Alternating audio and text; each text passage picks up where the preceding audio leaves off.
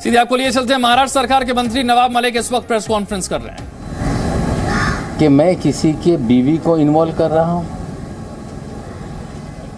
कुछ लोग ये शोर मचा रहे हैं कि महिलाओं तक ये पहुंच रहे हैं। पिछले लगभग 26 दिन में 2 महिलाओं के अलावा मैंने किसी की माँ, बहन, बहू, बेटी या किसी भी महिला को लेके कोई भी आरोप या उनका उल्लेख नहीं किया। दोनों महिलाओं का उल्लेख इसलिए आया कि उनसे चीज़ें जुड़ी हुई हैं, इसलिए उनका उल्लेख आया है।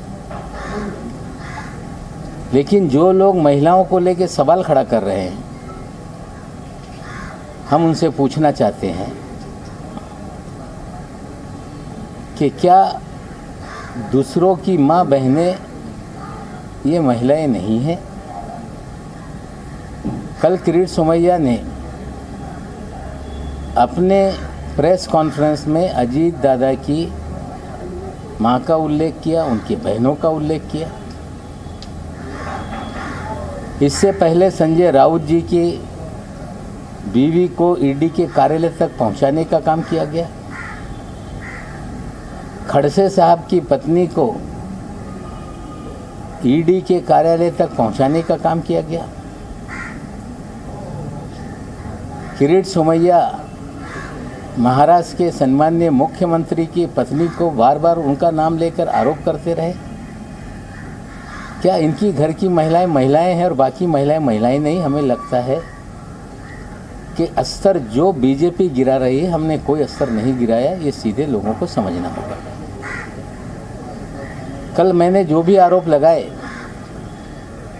कोई आरोप हमने हवा में किसी पे नहीं लगाया। ड्रग पेडलर गाने का ये फाइनेंस हेड है, ये सवाल हमने खड़े किए थे। और कल देवेंद्र जी ने, जो महाराष्ट्र के विपक्ष के नेता हैं, उन्होंने कुछ मुझ पर आरोप लगाए और उन्होंने एक बात कही कि मैं आरोप लगाने के बाद कभी माफ़ी नहीं मांगता। उन्होंने कहा कि नवाब मलिक के दामाद के घर से गांजा बरामद हुआ। देवेंद्र जी, आपका निकटतम वानखेड़े है, पंचनामा मंगा लीजिए।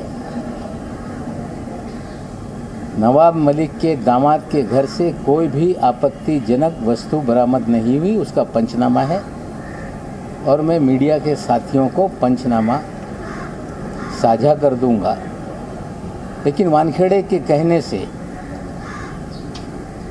14 जनवरी के दिन जब मेरे दामाद के घर पे छापामारी कथित कही गई, तब मीडिया बड़े जोर और शोर से रिपोर्टिंग कर रहा था कि नवाब मलिक के दामाद के घर पे छापेमारी है और बड़े पैमाने पे ड्रग मिला।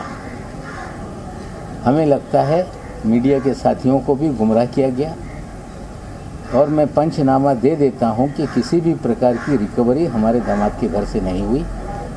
क्या देवेंद्र जी आप माफ़ी मांगेंगे? देवेंद्र जी, आपने कहा कि चार्जशीट को कमज़ोर करने के लिए नवाब मलिक वानखेड़े पर हमला कर रहा है। आप वकील हैं, वकालत की सनद आपके पास है।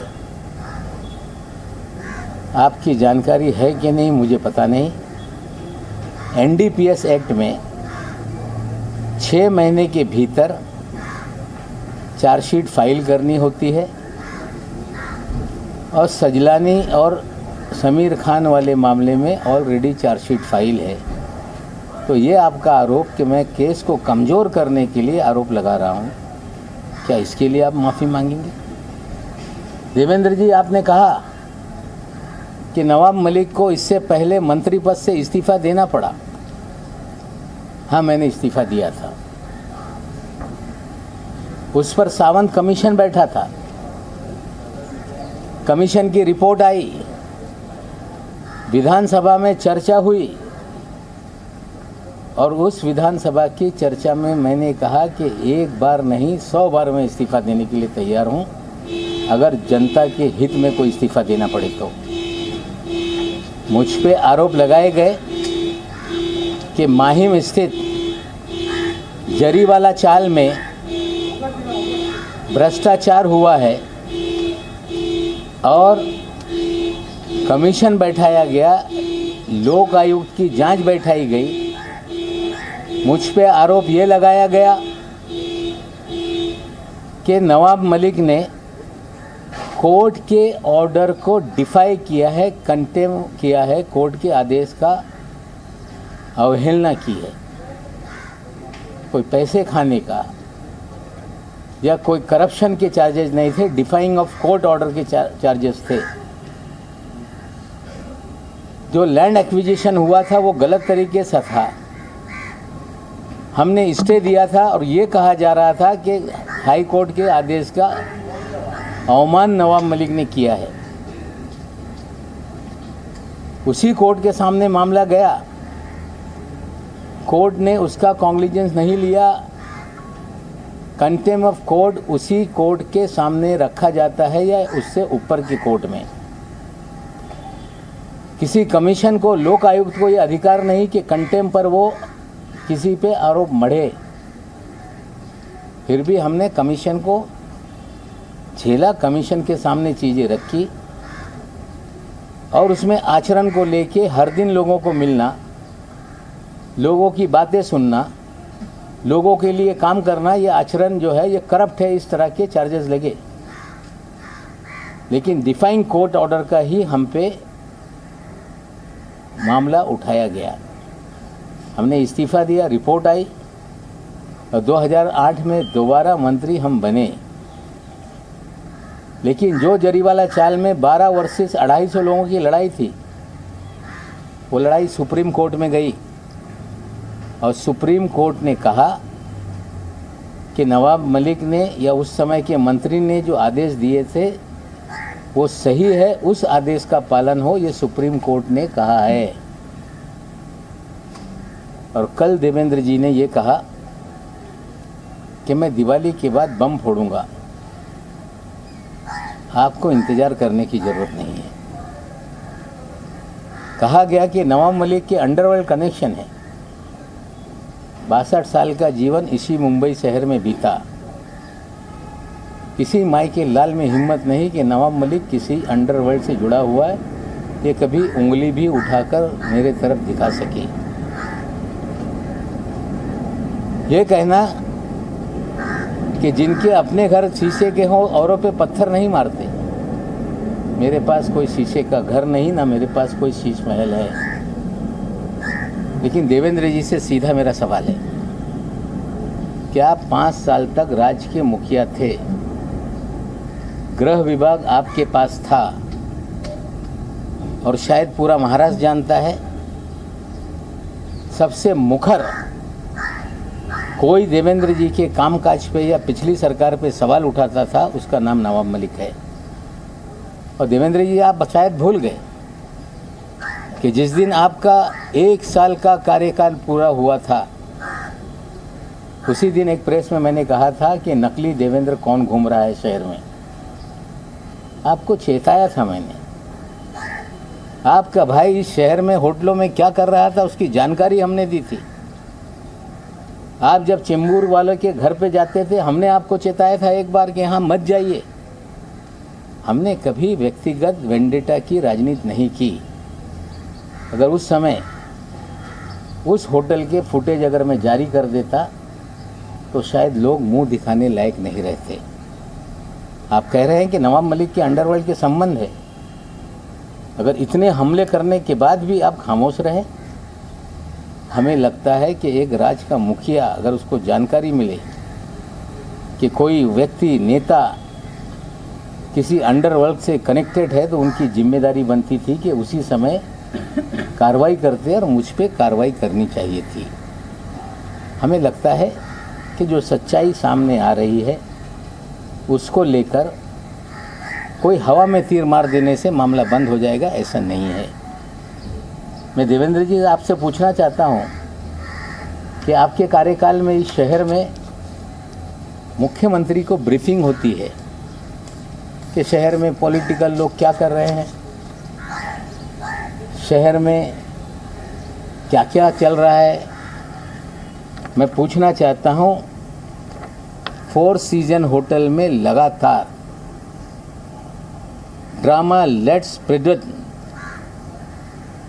मैक इस तरह की पार्टी का आयोजन होता रहा। उस पार्टी का आयोजक कौन है?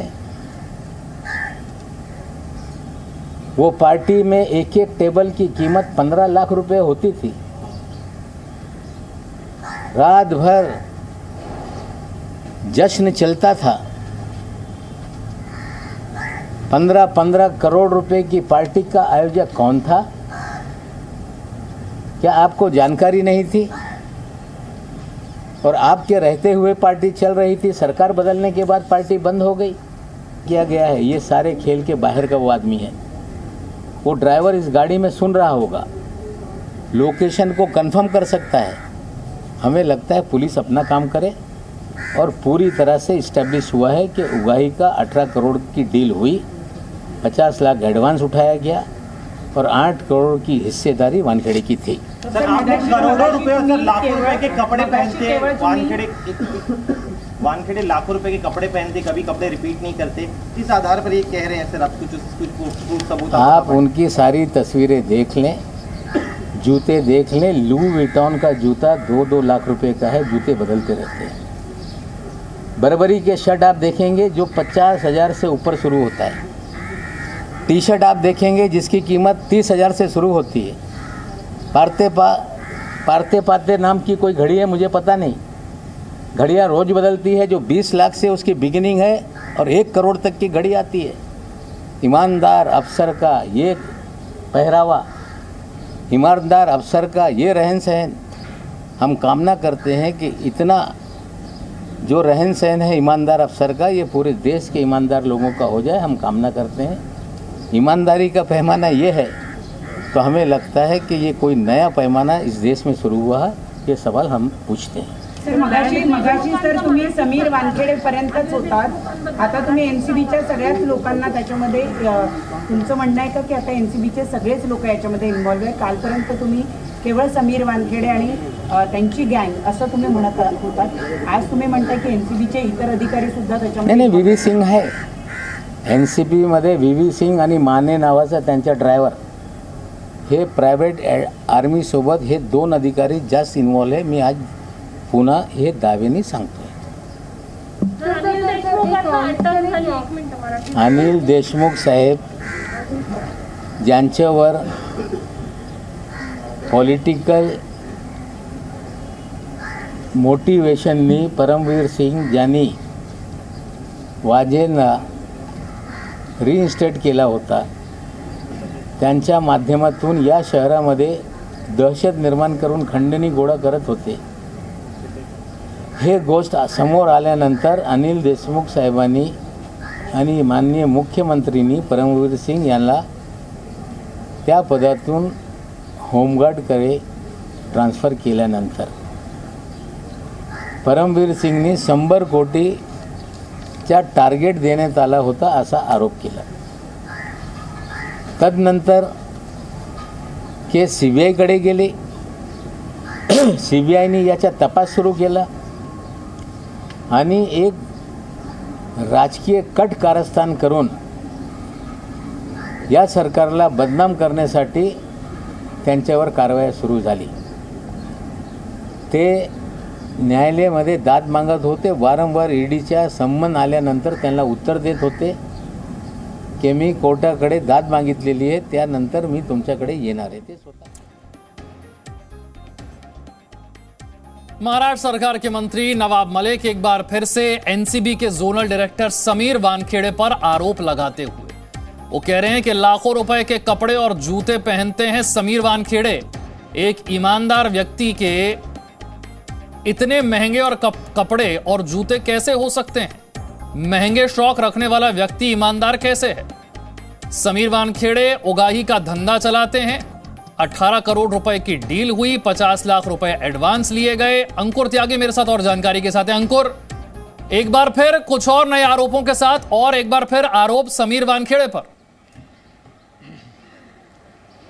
आज आरोप सिर्फ समीर वानखेड़े पर नहीं है बल्कि दोनों पर हैं। कल देवेंद्र फडणवीस को जो निशाना बनाया था, आज फिर एक बार फिर देवेंद्र फडणवीस को निशाना बनाया गया है और समीर वानखेड़े तो शुरुआत से ही उनके निशाने पर रहे हैं। देवेंद्र फडणवीस के ऊपर गंभीर तौर पर आरोप लगाए हैं कि जब वो मुख्यमंत्री के तौर पर महाराष्ट्र में काम कर रहे थे तब मुंबई के ही एक 5 स्टार होटल में बाकायदा कई लाख रुपए की पार्टियां हुआ करती थी।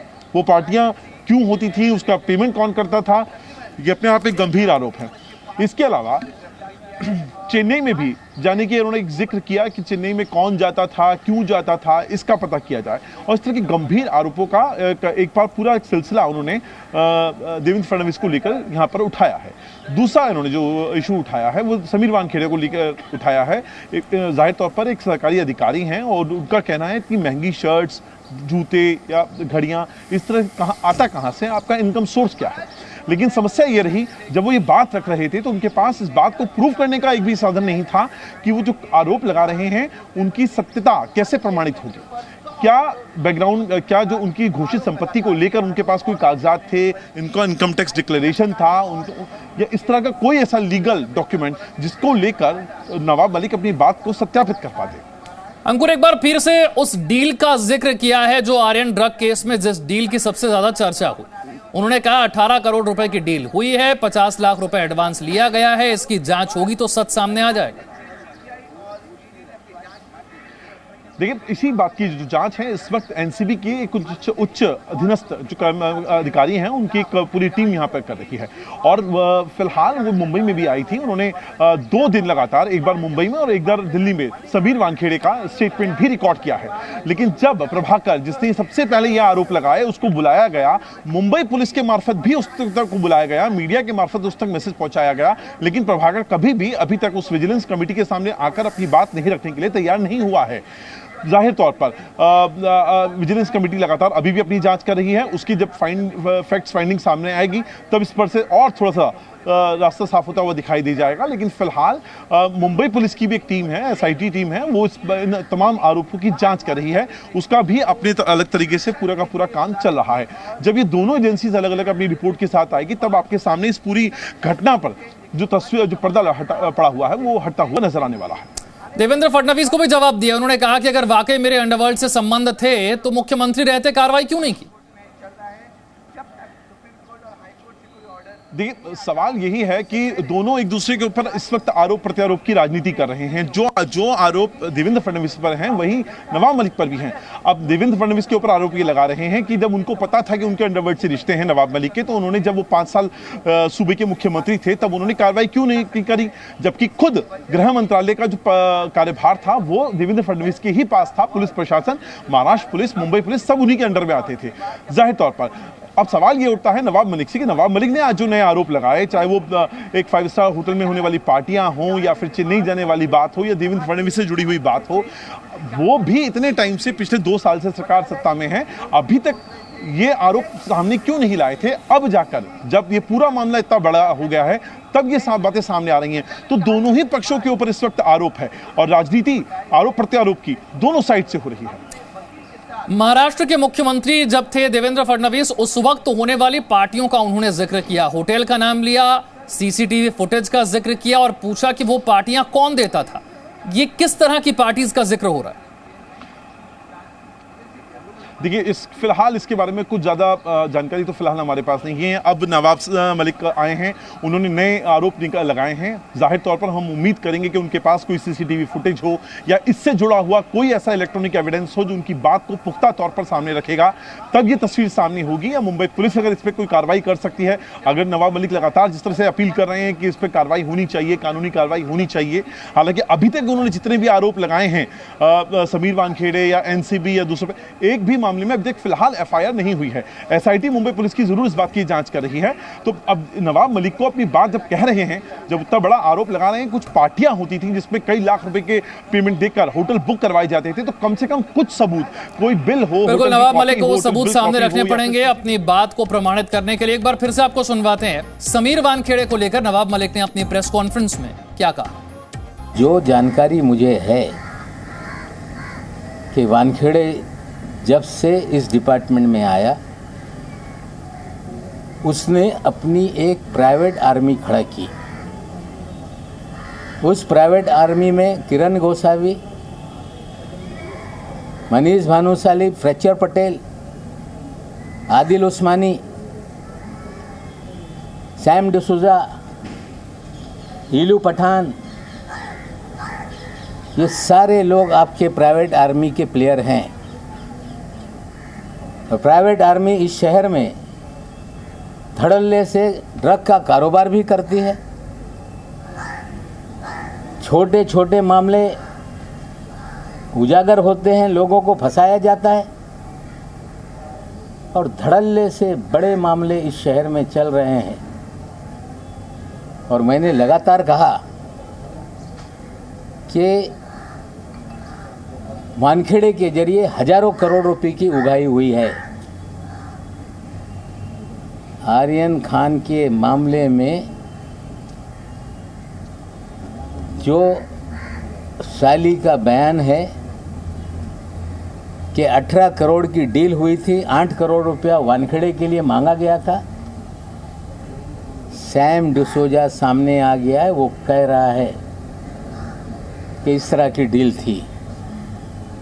सैम डिसूजा भी इनके प्राइवेट आर्मी का ही प्लेयर है।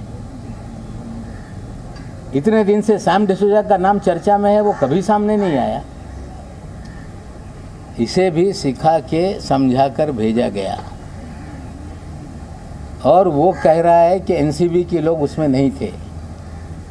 तो एनसीबी के कार्यालय में किरण गोसावी क्या कर रहा था? एनसीबी के डायरेक्टर के पीछे पोर्ट पे किरण गोसावी कैसे खड़ा था? कैसे 13 लोगों की तस्वीरें चिन्हित करने के लिए सभी को बांटी गई थी? किस तरह से डीजी एनसीबी कह रहे थे 3 तारीख की रात में कि देश के इतिहास में पहली बार मिड समंदर में एक कार्रवाई हुई है। दावा किया जा रहा था कि 15 दिन से प्लानिंग चल रही थी। पूरा फर्जीवाड़ा ये जो है ये वानखेड़े रच रहा था। एक बार फिर से गंभीर आरोप समीर वानखेड़े पर, एनसीबी के जोनल डायरेक्टर पर, कि वो उगाही का धंधा चला रहे थे। 18 करोड़ रुपए की डील हुई है, जिसमें से 8 करोड़ रुपए समीर वानखेड़े के लिए मांगे गए थे। वो अपनी प्राइवेट आर्मी चला रहे थे, जिसके जरिए ये सब कुछ हो रहा था। वक्त एक छोटे से ब्रेक का है। Presenting B News app available on Google Play and App Store. Download it now.